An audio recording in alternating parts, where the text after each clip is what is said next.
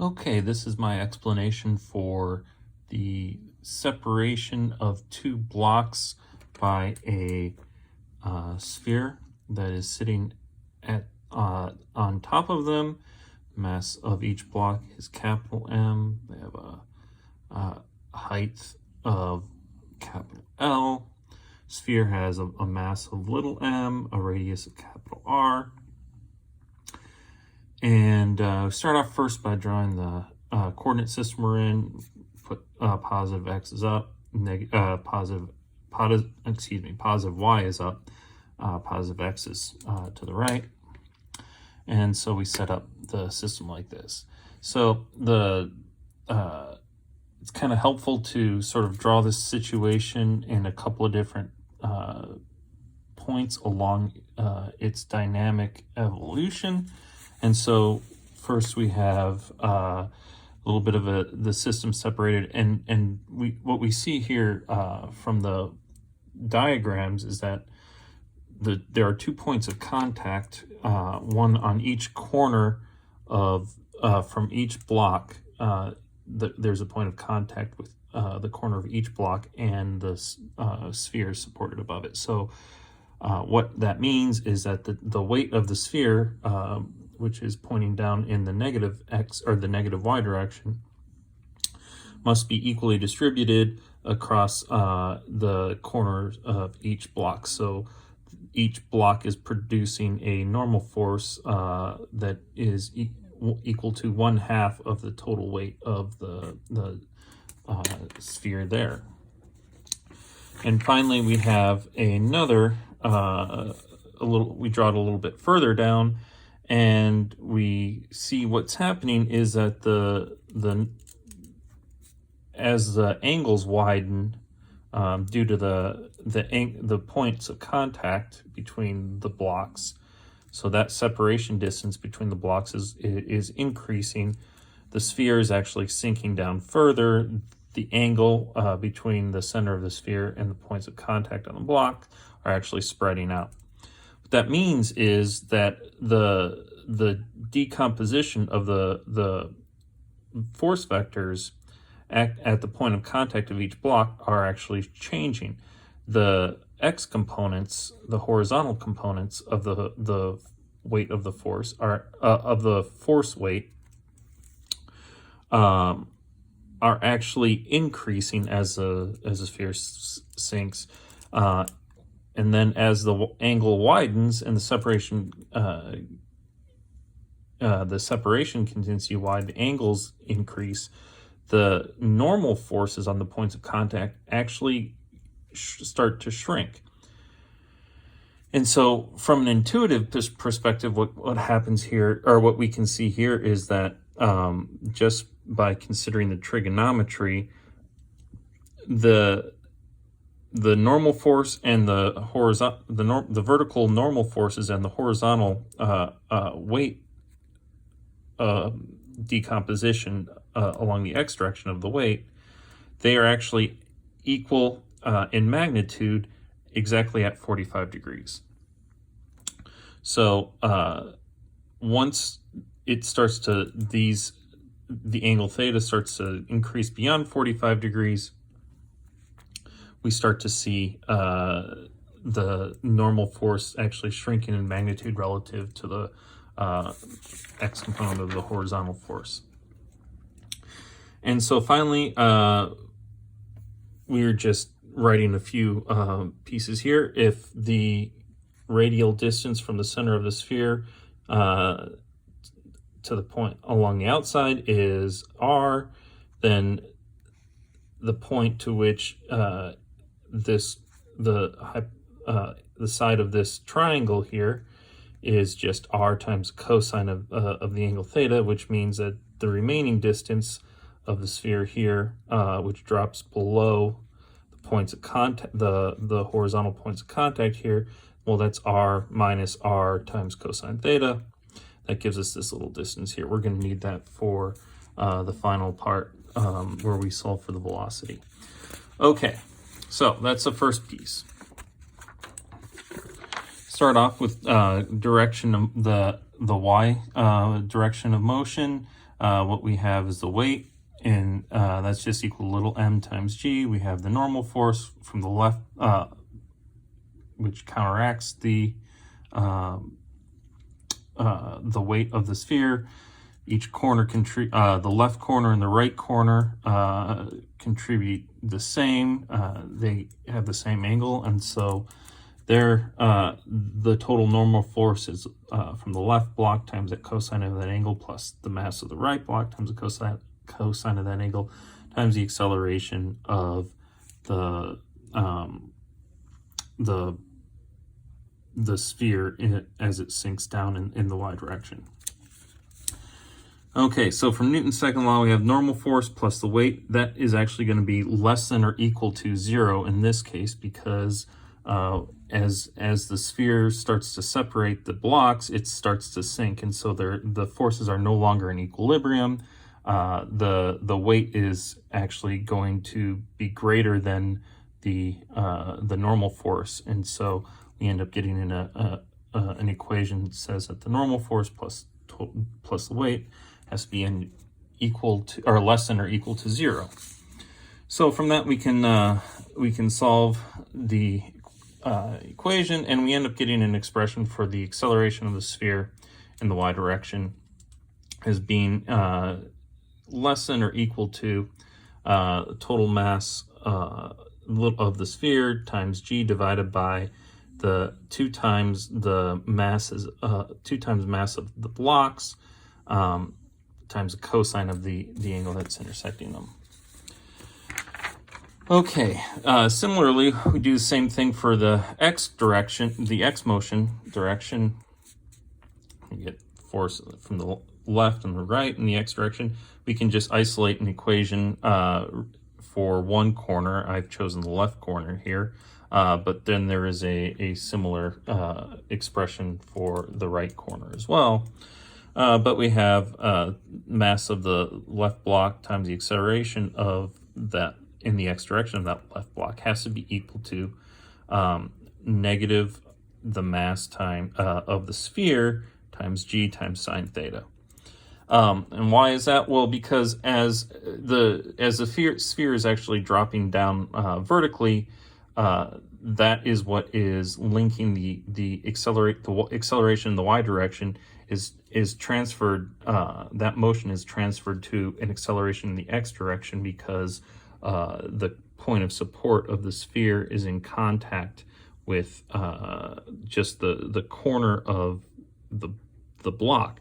So if we necessarily have a downward shift in the the y direction, we have to have a corresponding opposite or a corresponding shift in the x direction by the same amount, because the radial distance is fixed. That means a shift by a distance in the y direction will have to correspond to the same shift in distance along the x direction. And so what we can see here is that allows us to actually link the acceleration in the x direction. The two blocks are actually accelerating in opposite directions, so that they will have equal but oppositely directed accelerations. And from that, we can also infer that, well, because the geometries, points of contact are and the spherical geometries are linked, we can actually say that the magnitude of the acceleration in the x direction has to be equal to the magnitude of the acceleration in the y direction. Okay, so we can solve the equation that we boxed out in 2 for the acceleration, for the left corner acceleration in the x direction, and we get an expression for that. We can look at the free body diagram of this, and what we see is that the weight is actually becoming larger than the half of the normal force there. And so the critical point of slipping we need to solve for the critical point of slipping when the acceleration in the x direction and the acceleration in the y direction are actually the same. So that means the magnitude of the force in the x direction, magnitude of the force in the y direction are equal, and that's going to happen at the point of 45 degree at a 45-degree angle. And we'll see that this is the case as we solve it. We from our expressions for the acceleration in the x, acceleration in the y direction, we end up getting an expression the sine times cosine theta is equal to 1/2. And you solve for that for theta for that equation, we get theta is equal to minus 3 pi over 4 or minus pi over 4. So essentially a negative 45 degrees from both the positive and negative side of the x-axis. So that seems to make sense just intuitively. Okay, so then how do we solve for the distance at the point of separation? Well, the point that we solve for the distance, we just put the 45 degrees in, and notice that the separation distance is going to be twice the sine of the angle at 45 degrees times the radius. So that's going to be our total distance there. So we get the total separation distance is equal to 2 times radius times the sine of the angle. For theta 45, we get approximately 1.41 times the radius of the sphere. It will be the distance of separation. Find the separation or the velocity of the supporting blocks at this point. Just use conservation of energy. So since there's no friction, there's no energy loss, we can say, well, the initial energy or the final energy is equal to the initial energy. Write out the total form. So the final kinetic energy plus the final potential energy is equal to the initial kinetic energy plus the initial potential energy. The initial velocity of the system is 0 because we're assuming we're starting from 0 displacement. There's no motion. Everything is in terms of potential energy.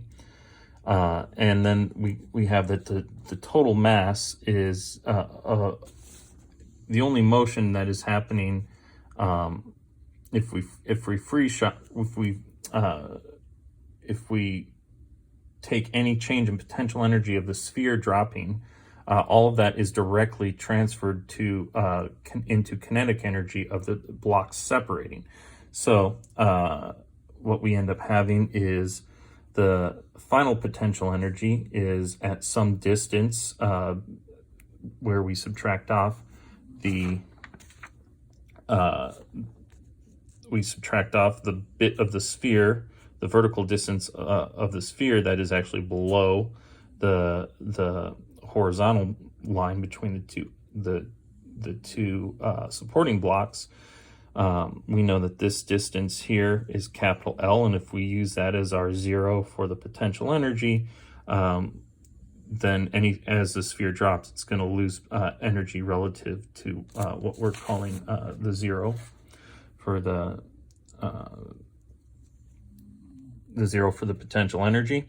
And so from that, I can say, well, the total kinetic energy is 1/2 the total mass of the moving blocks times their velocity squared. So the total mass is just 2 times the mass of each block, because that's the total amount of kinetic energy in the system at the time. From that, plus the potential energy, the final potential energy. So this is just the potential energy of the sphere as it's dropped a little bit, and that distance is just, or that energy is just little m times g times L minus this distance, this portion of the sphere below that horizontal line, which is minus r times 1 minus cosine theta. That has to equal the initial energy of the system. Since we had 0 kinetic energy at the beginning, that the initial kinetic energy is 0. All we have is potential, and that's just potential, the starting potential energy of the sphere at a height of mgl.